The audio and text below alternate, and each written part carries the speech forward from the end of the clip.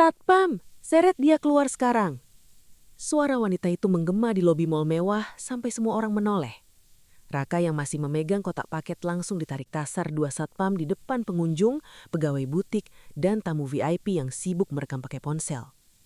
Kemejanya basah karena keringat, sepatunya penuh debu setelah motornya mogok di jalan. Tapi dia tetap berteriak sambil berusaha mempertahankan paket di tangannya.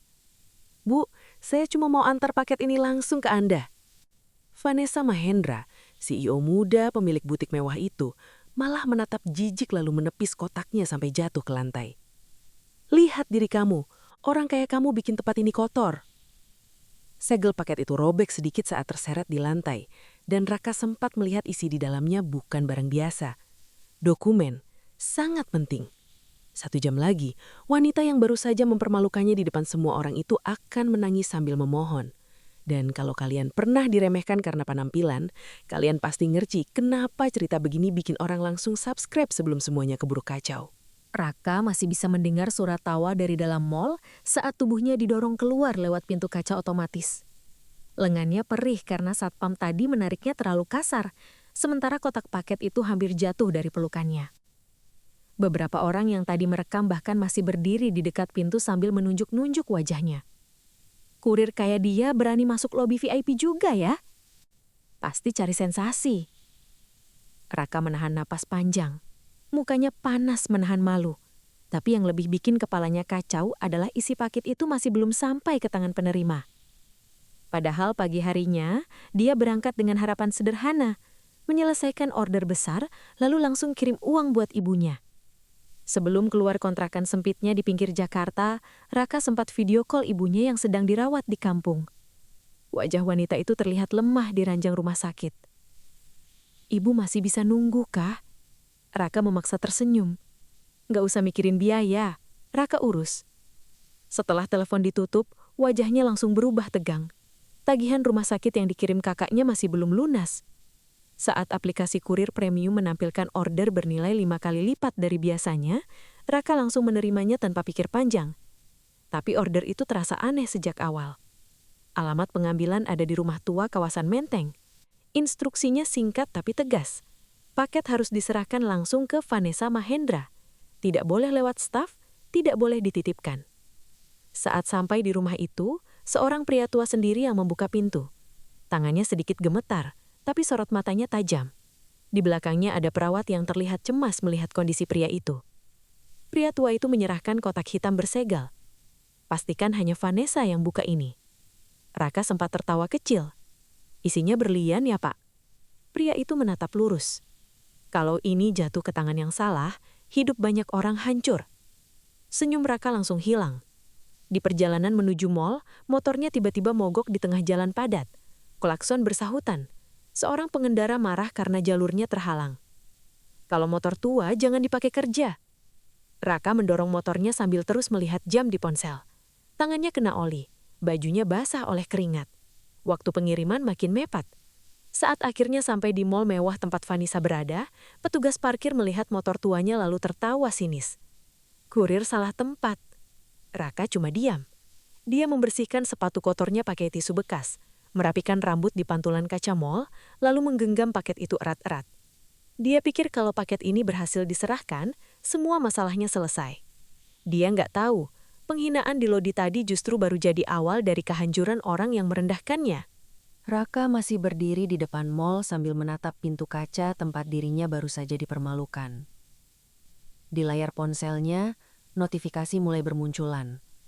Video saat dirinya diseret satpam sudah diunggah akun gosip lokal mal. Judul videonya bikin dadanya makin panas. "Kurir nekat masuk area VIP, diusir CEO cantik." Kolom komentar mulai penuh. "Pasti settingan. Cari belas kasihan. Kurir sekarang berani banget." Raka menutup layar ponselnya dengan rahang mengeras. Belum cukup dipermalukan langsung, sekarang orang-orang yang bahkan gak tahu kejadian sebenarnya ikut menghina. Di sampingnya, 2 petugas kebersihan yang sedang merokok ikut melirik. "Itu dia orang viral tadi." Raka pura-pura tidak dengar. Perhatiannya kembali ke kotak hitam di tangannya. Salah satu sudut segelnya robek saat jatuh tadi. Dari celah kecil itu terlihat tumpukan dokumen. Bukan perhiasan. Bukan uang. Tangannya sempat berhenti. Apa sebenarnya isi benda ini? Dia hampir pergi. Dalam pikirannya cuma ada rumah sakit ibunya, bagian yang belum dibayar, dan rasa malu yang baru saja dia telan. Lalu ponselnya berdering. Nomor tak dikenal. Begitu diangkat, suara pria tua dari rumah menteng tadi jauh lebih panik. Paket itu sudah sampai. Raka menatap pintu mal. Saya diusir. Paket belum diterima. Di ujung telepon terdengar suara benda jatuh dan batu keras. Kamu harus masuk lagi. Raka langsung kesal. Pak, saya baru dipermalukan satu mal. Kalau dokumen itu tidak sampai hari ini, ribuan pegawai kehilangan pekerjaan. Raka terdiam. Pria itu mengirim sebuah foto ke ponselnya. Raka membukanya. Itu foto lama Vanessa saat masih kecil sedang berdiri di samping pria tua itu di depan toko perhiasan kecil. Raka langsung membeku. Bapak, ayahnya Vanessa.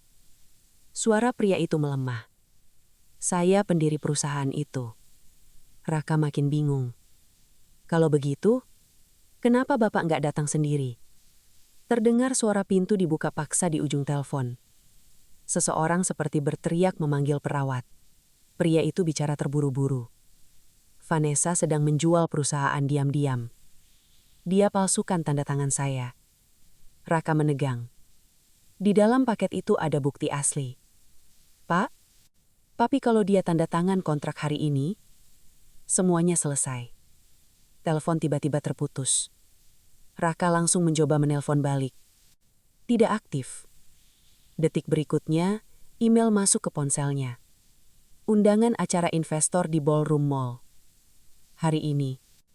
1 jam lagi. Raka menatap pintu mall dengan nafas berat. Orang-orang masih keluar masuk sambil memandang rendah padanya. Satpam yang tadi menyeretnya bahkan masih berjaga di depan sambil tersenyum sinis. Mau diusir 2 kali. Raka menatap balik. Kali ini dia nggak mundur. Dia menggenggam paket itu lebih erat, lalu berjalan memutar ke sisi belakang gedung. Kalau pintu depan ditutup untuk orang seperti dia, berarti dia harus cari jalan lain masuk. Raka berjalan cepat menyusuri area belakang mall sambil terus memeluk paket itu. Nafasnya masih berat, bajunya lengket oleh keringat. Tapi langkahnya makin cepat saat melihat papan besar di sisi gedung. Private event, investor gala. Berarti pria tua itu nggak bohong. Kalau acara itu selesai, semuanya benar-benar terlambat. Raka mencoba masuk lewat pintu loading belakang. Tapi seorang petugas gudang langsung menghadangnya. Delivery lewat jam operasional nggak boleh masuk. Raka buru-buru menunjukkan paket. Mas, ini penting banget. Saya harus ketemu Bu Vanessa sekarang. Petugas itu melirik penampilannya lalu menggeleng. Semua orang juga bilang penting. Belum sempat Raka menjelaskan lagi, 2 satpam dari lobi mana ternyata muncul dari belakang gedung. Salah satunya langsung mengenali wajah Raka. Wah, kurir viral. Satpam lain tertawa. Mau bikin keributan lagi? Mereka berjalan mendekat. Raka mundur perlahan. Saya cuma mau antar paket. Paket atau drama? Beberapa staf loading yang sedang bongkar barang ikut menonton. Ada yang merekam lagi. Raka sadar, kalau dia tertangkap sekarang, semuanya selesai. Dia langsung berlari ke arah lorong parkir barang. Kejar! Suara langkah satpam menggema di basement. Raka berlari melewati tumpukan kardus, troli logistik dan mobil supplier yang sedang bongkar muatan. Hampir saja dia tertabrak forklift yang keluar dari tikungan. Woi! Raka melompat menghindar dan terus berlari. Di ujung lorong, dia melihat seorang ibu petugas kebersihan sedang mengepel lantai dekat lift service. Raka berhenti mendadak. Bu, ballroom investor di mana? Wanita itu menatap wajah Raka yang panik. Kamu kurir yang viral itu? Raka menelan malu. Iya Bu, tapi saya harus naik sekarang. Wanita itu melirik satpam yang masih mengejar dari jauh. Lalu berbisik cepat. Lift servis kanan, tapi cepat. Raka langsung masuk lift. Saat pintu hampir menutup, salah satu satpam berhasil menahan pintu dengan tangan. Keluar! Raka panik dan menekan tombol lantai atas berkali-kali. Petugas kebersihan tadi tiba-tiba menjatuhkan ember tepat ke arah satpam. Air kotor tumpah ke lantai. Satpam refleks mundur sambil memaki. Pintu lift tertutup. Raka terdiam beberapa detik, sambil ngos-ngosan sambil memegang paket erat. Tangannya gemetaran saat melihat nomor lantai terus naik. Lantai 12, lantai 14, lantai 16. Begitu pintu terbuka, dia langsung melihat lorong hotel mewah penuh tamu berpakaian mahal. Di ujung lorong, pintu ballroom besar terbuka sedikit. Dari dalam terdengar tepuk tangan keras. Dan suara Vanessa terdengar jelas dari pengeras suara. Hari ini, perusahaan kami resmi memasuki pasar internasional. Raka menatap pintu ballroom itu dengan rahang mengeras. Kalau dia terlambat beberapa menit saja, semuanya selesai. Raka langsung berlari keluar dari lift service begitu pintunya terbuka. Lorong hotel mewah itu penuh tamu berjas mahal dan wanita-wanita bergaun elegan. Beberapa orang langsung menoleh saat melihat Raka lewat dengan baju kusut dan wajah penuh keringat. Siapa itu? Staf baru? Bukan, itu kurir viral tadi. Beberapa orang mulai mengenalinya dari video yang sudah menyebar. Raka nggak peduli. Di ujung lorong, pintu ballroom terbuka lebar. Dari dalam terdengar tepuk tangan panjang. Vanessa sedang berdiri di atas panggung dengan gaun putih mahal sambil tersenyum di depan investor asing, media bisnis dan jajaran direksi. Layar raksasa di belakangnya menampilkan tulisan besar, Global Expansion Agreement. Raka langsung sadar. Dia terlambat beberapa menit saja.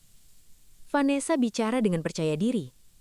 Hari ini, perusahaan kami akan masuk pasar Asia melalui kerjasama terbesar tahun ini. Semua orang bertepuk tangan lagi. Seorang investor asing berdiri sambil membawa map kontrak. Vanessa menerima pulpen. Tangannya sudah siap menandatangani. Raka langsung berteriak sekuat tenaga.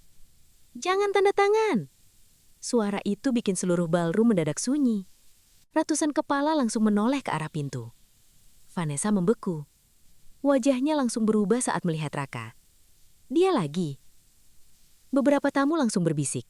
Itu kurir tadi. Kenapa bisa masuk sini? Satpam ballroom bergerak cepat ke arah Raka. Raka maju sambil mengangkat paket hitam itu tinggi-tinggi. "Ini dari ayah Anda?" Langkah Vanessa berhenti total. Untuk pertama kalinya, wajah percaya dirinya retak. "Apa?" Raka berjalan mendekat meski satpam mencoba menahannya.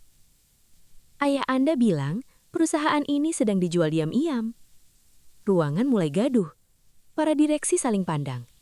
Investor asing terlihat bingung. Vanessa langsung menunjuk Raka dengan wajah marah. "Usir dia sekarang." Dua satpam menarik bahu Raka. Paket itu hampir jatuh lagi. Raka berteriak lebih keras. "Kalau saya bohong, buka isi paket ini sekarang." Semua kamera media langsung mengarah ke mereka. Vanessa terlihat panik. Dia berjalan cepat ingin merebut paket itu. Raka refleks mundur lalu membuka segel paket di depan semua orang. Isi dokumen langsung berhamburan ke lantai ballroom. Map kepemilikan saham, bukti transfer, surat rumah sakit. Beberapa lembar jatuh tepat di depan investor asing. Salah satu investor mengambil dokumen itu dan membaca cepat. Wajahnya berubah. "What is this?" Vanessa mulai kehilangan tenang. "Itu palsu." Raka menatap Vanessa tanpa mundur. Kalau palsu, kenapa ibu panik? Ruangan langsung makin gaduh. Media maju mendekat. Direksi mulai berbisik panik. Vanessa terlihat untuk pertama kalinya benar-benar takut. Tapi dia belum mau jatuh sendirian. Dan detik berikutnya, dia mulai memainkan kartu paling kotornya. Ruangan masih gaduh saat Vanessa tiba-tiba menjatuhkan tubuhnya ke kursi sambil menangis keras. Air matanya keluar begitu cepat sampai beberapa orang langsung bingung. "Aku dijebak." Dia menunjuk Raka dengan tangan gemetar. "Dia dipakai ayah saya buat menghancurkan saya." Suasana ballroom langsung terpecah. Beberapa investor mulai ragu. Beberapa tamu yang tadi memandang Vanessa dengan kagum mulai saling berbisik. Raka sendiri sampai bengong. Baru beberapa detik lalu, Vanessa panik. Sekarang dia berubah jadi korban. Vanessa berjalan tertatih ke depan investor asing sambil menangis. Ayah saya sakit. Dia sering bicara ngawur. Dia menoleh ke Raka. Kamu dibayar berapa? Raka mengempalkan tangan. Saya cuma antar paket. Vanessa tertawa sambil menangis. Kurir miskin tiba-tiba peduli perusahaan miliaran. Beberapa tamu ikut tersenyum sinis. Raka kembali jadi pihak yang dipandang rendah. Satpam ballroom langsung memegang bahunya lebih keras. Sudah selesai pertunjukannya? Raka berusaha lepas. Saya nggak bohong. Vanessa langsung berteriak. Bawa dia ke polisi. 2 polisi mall masuk ke ballroom. Mereka mulai menggiring Raka keluar di depan semua orang. Media yang tadi ramai merekam mulai menurunkan kamera. Situasi hampir kembali dikuasai Vanessa. Lalu mendadak, layar presentasi raksasa di belakang panggung mati. Lampu ballroom sempat berkedip. Semua orang menoleh ke layar. Vanessa ikut membeku. Matikan itu. Tapi sudah terlambat. Video muncul di layar besar. Rekaman dari kamera tersembunyi. Terlihat ayah Vanessa duduk di kursi roda di rumahnya dengan kondisi lemah. Vanessa berdiri di depannya sambil melempar dokumen ke meja.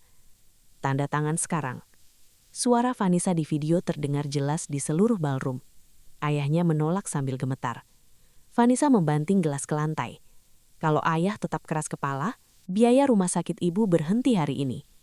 Seluruh ballroom langsung sunyi total. Beberapa orang sampai berdiri dari kursinya. Investor asing yang tadi memegang kontrak perlahan menaruh pulpennya. Seorang wanita tua tamu undangan menutup mulutnya syok. Oh Tuhan! Vanessa panik setengah mati. Itu editan. Video masih berjalan.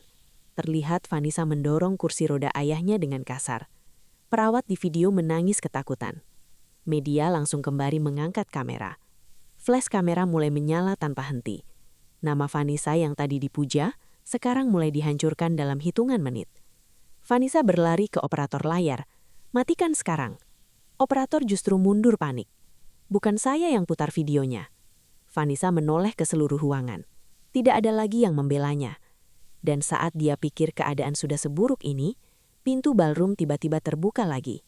Kali ini, yang masuk membuat wajah Vanessa benar-benar kehilangan warna. Semua kepala langsung menoleh ke pintu ballroom yang baru terbuka.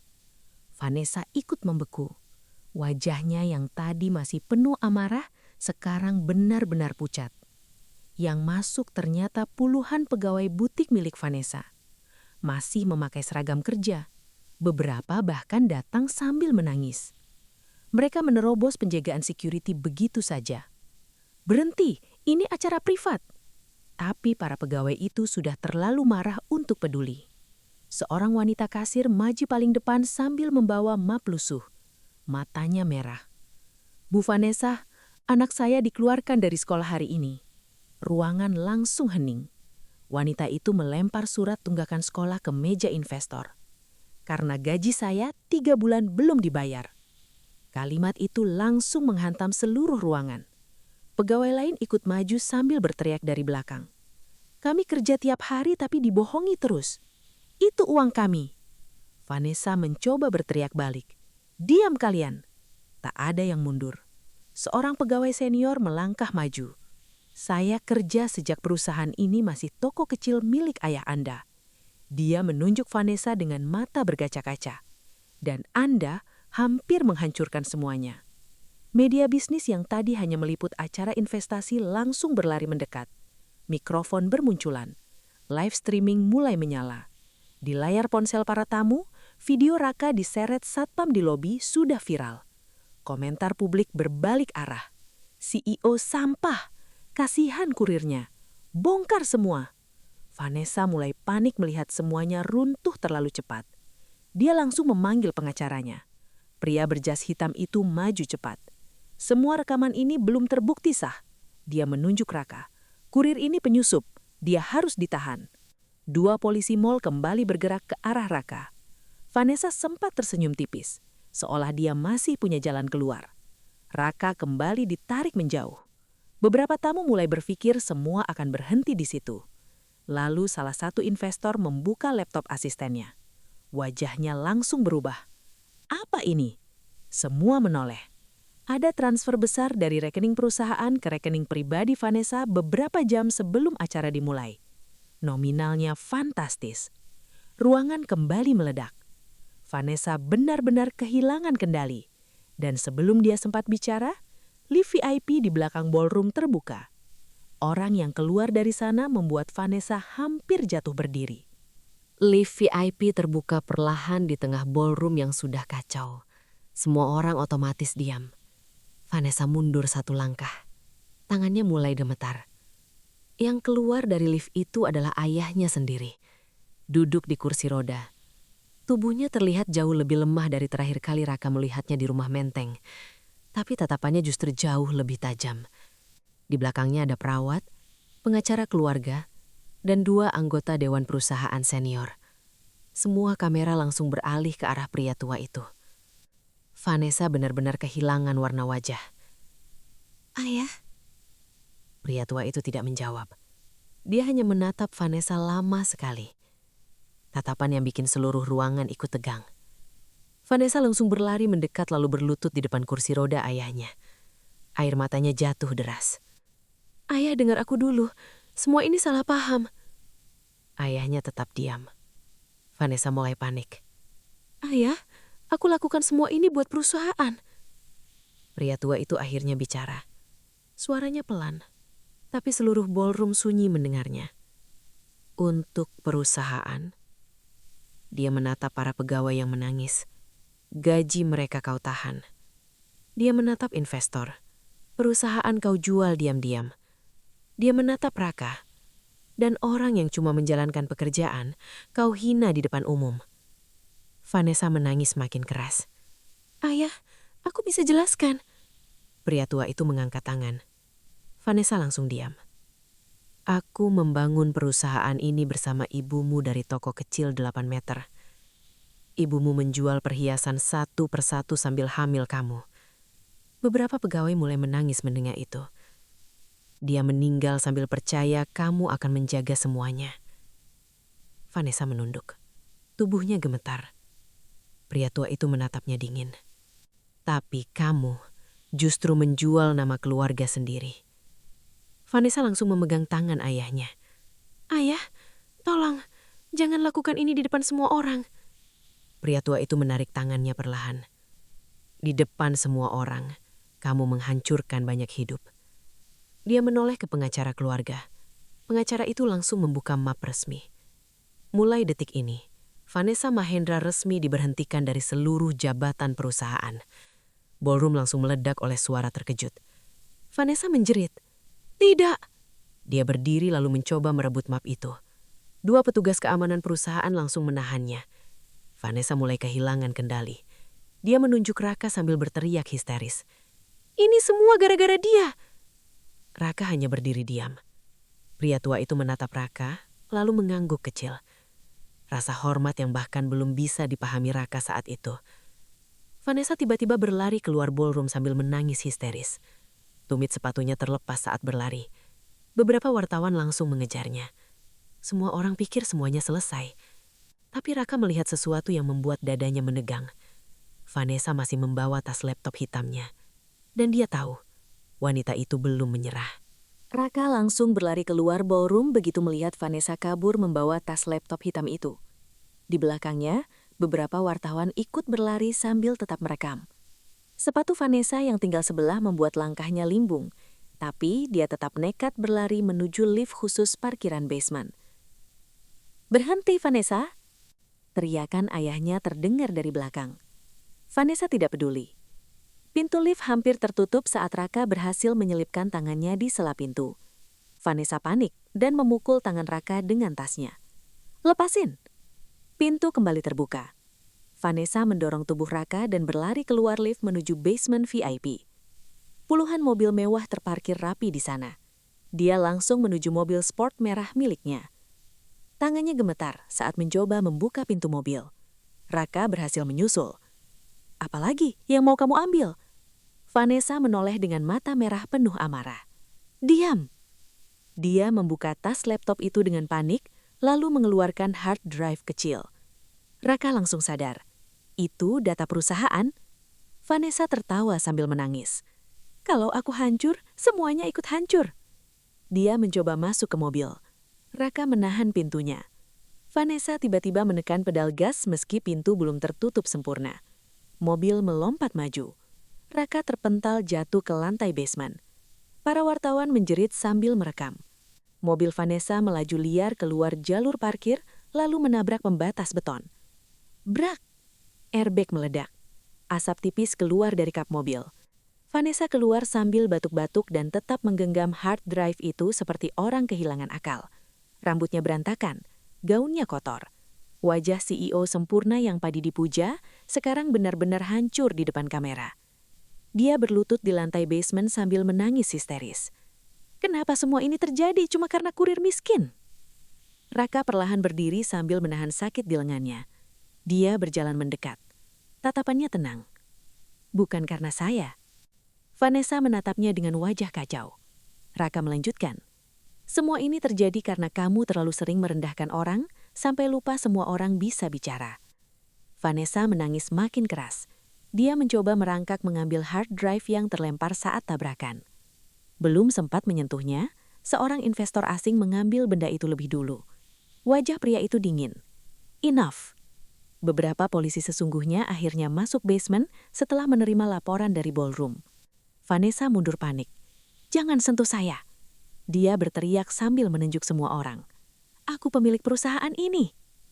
Ayahnya muncul dari pintu lift dengan kursi roda. Suaranya pelan, tapi membuat Vanessa langsung diam. Bukan lagi. Vanessa membeku. Polisi memborgol tangannya di depan kamera wartawan. Flashnya menyala bertubi-tubi. Orang-orang yang tadi berebut foto dengannya sekarang hanya menatap tanpa rasa hormat sedikit pun. Saat Vanessa dibawa pergi, dia terus menangis sambil melihat Raka. Tapi masalah ternyata belum selesai. Ayah Vanessa menatap hard drive itu dengan wajah berat. Isi di dalamnya bisa menentukan nasib ribuan karyawan.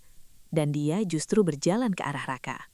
Raka masih menahan nyeri di lengannya saat ayah Vanessa menghampirinya di basement.